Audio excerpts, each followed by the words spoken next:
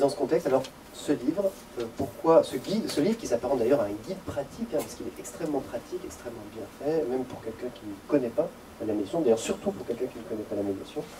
Pourquoi avoir voulu le publier? Qu'est-ce que il s'agit d'un outil qui te manquait? Alors, j'avais deux objectifs. Le Le premier objectif, qui est peut-être un peu prétentieux, c'était de rédiger ce que j'aurais aimé avoir quand je suis tombé dans la médiation, pour ainsi dire.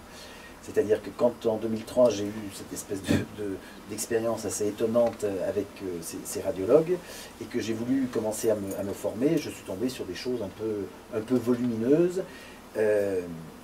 Donc voilà, il n'y avait pas quelque chose de synthétique, comme tu le disais, et qui permettait d'appréhender de façon précise les choses. Par ailleurs, on parlait tout à l'heure du pays de Candie, de la réunion au coin du feu. Certaines personnes ont encore cette représentation d'une médiation causerie au coin du feu.